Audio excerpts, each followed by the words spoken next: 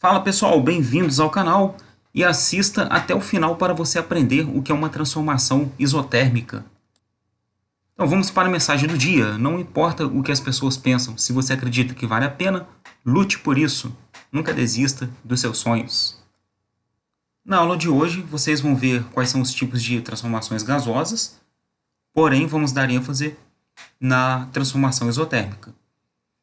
Depois, vamos fazer uma revisão sobre a lei de Boyle. Em seguida, vou explicar com detalhes o que é a transformação isotérmica, e você está aqui justamente para aprender isso. Faremos alguns exercícios para encerrar a aula. Existem três tipos de transformações gasosas. A primeira, que é o foco da aula de hoje, é a transformação isotérmica. Tem a transformação isobárica e a transformação isométrica, que também pode ser chamada de transformação isocórica ou isovolumétrica. Vamos ver qual a diferença entre elas. Quais as diferenças? O prefixo iso significa mesma. Térmica vem de temperatura. Então, isotérmica significa que na transformação gasosa a temperatura é a mesma. Na transformação isobárica, mesma pressão. Transformação isométrica, ou isocórica ou isovolumétrica, significa que os volumes antes da transformação e depois da transformação são os mesmos. Vamos revisar rapidamente a lei de Boyle que nós vimos na última aula. Ela diz que o volume de uma quantidade fixa de gás é inversamente proporcional à sua pressão, ou seja, pressão vezes volume é igual a uma constante. Lembrando que no sistema internacional a pressão é dada em Pascal e o volume em metros cúbicos. Aqui nesse desenho nós temos um exemplo da aplicação da lei de Boyle. Então aqui nós temos um recipiente com um determinado gás no interior dele e externamente uma pressão vai ser exercida sobre esse gás. Aí o que vai acontecer quando a gente aumenta a pressão? Fica claro que há uma diminuição do volume. Em contrapartida, se nesse mesmo recipiente nós diminuirmos a pressão sobre o gás, olha o que acontece com o volume dele. Aumenta. Agora, o que a lei de Boyle tem a ver com transformação isotérmica? Vamos lá. Uma transformação vai ser isotérmica quando a temperatura for constante.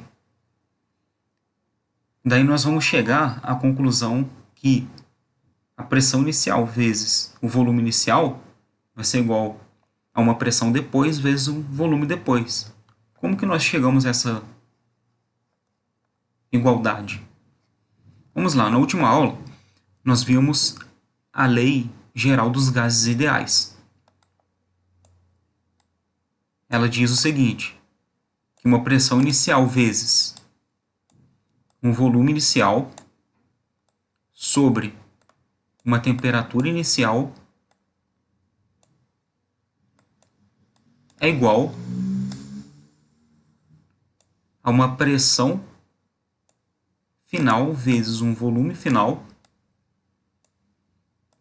sobre uma temperatura final.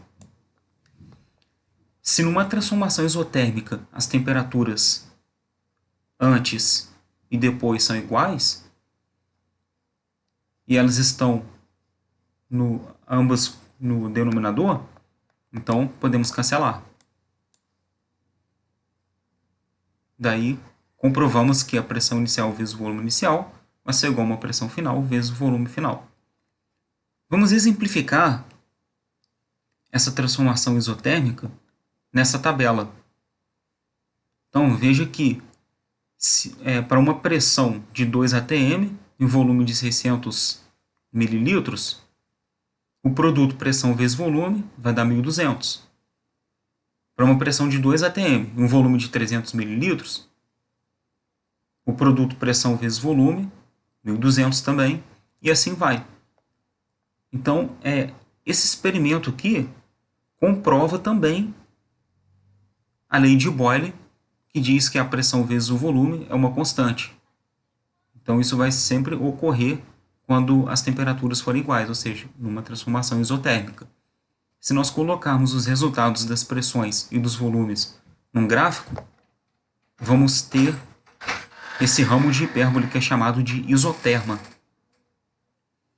Agora vamos fazer alguns exercícios para fixar bem o conteúdo. Vamos para a primeira questão. Certo gás contido em um recipiente de 1 metro cúbico com êmbolo exerce uma pressão de 250 Pascal. Antes de continuar a leitura, quais são as informações que eu tenho? Eu tenho aqui o meu volume inicial, que é 1 metro cúbico, a uma pressão de 250 Pascal. Então aqui ele me deu também a pressão inicial. Ao ser comprimido isotermicamente, outra informação importante, isotermicamente, ou seja, a temperatura inicial é igual à temperatura final, então vamos aplicar a lei de Boyle nesse exercício. A um volume de 0,6 metros cúbicos. Então essa informação aqui está me dando o volume final. Pergunta: qual será a pressão exercida pelo gás? Então ele está pedindo a pressão final.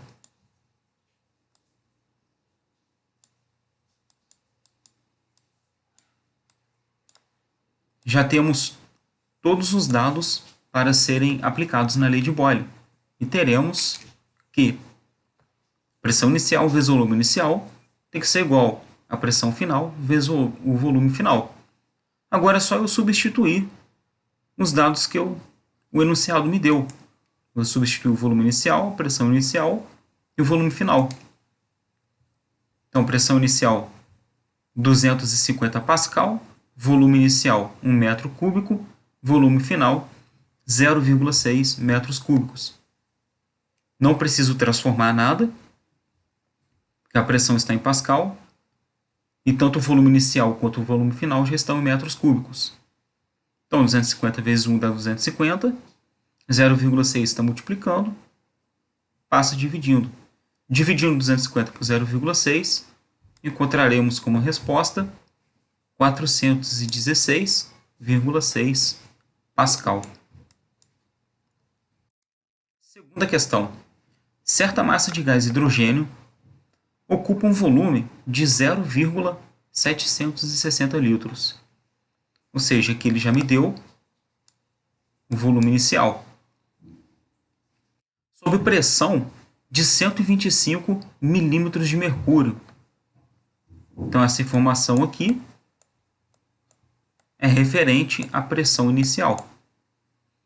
Em uma dada temperatura, qual o volume ocupado pela mesma massa de hidrogênio na mesma temperatura, ou seja, há aí uma transformação isotérmica, sob pressão de 0,1 ou 0,100 atm.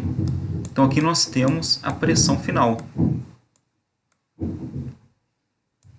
Só que temos que tomar cuidado, porque a pressão inicial está em milímetros de mercúrio e a pressão final em atm. Então, como que nós vamos transformar a pressão para elas ficarem com as mesmas unidades de medida? Lembrando que 1 atm corresponde a 760 milímetros de mercúrio. Então, através de uma regra de 3 básica, se 1 atm está para 760 milímetros de mercúrio, então 125 milímetros de mercúrio vai estar para X. Ou seja, então 125 milímetros de mercúrio é o mesmo que 0,164 atm. Então nós transformamos a pressão inicial para atm. Agora só nos resta colocar todas essas informações na lei de Boyle. P1 V1 igual a P2 V2, ou seja, pressão inicial vezes volume inicial igual a pressão final vezes o volume final. Substituindo esses valores, pressão inicial 0,164 vezes o volume inicial 0,760 volume inicial que a gente viu lá no enunciado, tem que ser igual à pressão final, 0,1 ou 0,100, vezes o volume final, que o exercício quer saber.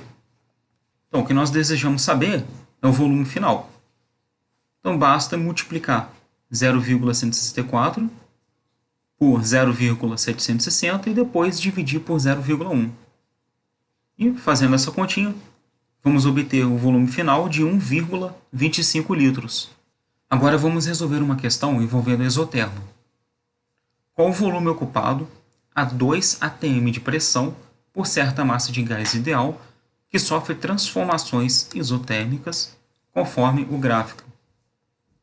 Então, falou que é transformação isotérmica, lei de Boyle.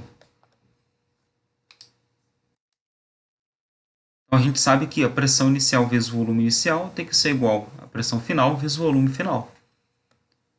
A pressão inicial a gente vê no gráfico, 6 atm. Então, P1 vale 6. O volume inicial, leitura de gráfico, o volume está no eixo X, volume inicial 42 centímetros cúbicos.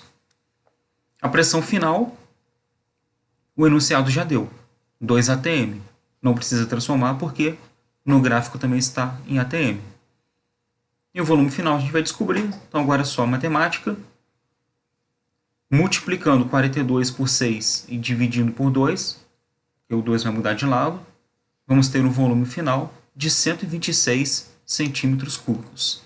As recomendações de hoje são treinar leitura e construção de gráficos e revisar a demonstração da Lei Geral dos Gases Ideais que eu expliquei na última aula. Vou deixar o link da última aula na descrição para vocês poderem conferir. Na próxima aula, vamos dar continuidade ao estudo dos gases, vai ser a parte 4. Daremos continuidade às transformações gasosas. Vamos ver transformação isobárica na próxima aula. Então eu deixo aqui o meu obrigado por você aí que parou para assistir a aula. Não se esqueça de se inscrever no canal, de deixar o seu like, ative a sineta e, principalmente, tirem dúvidas nos comentários para que eu possa estar respondendo e você não saia daqui sem dúvidas. Até a próxima!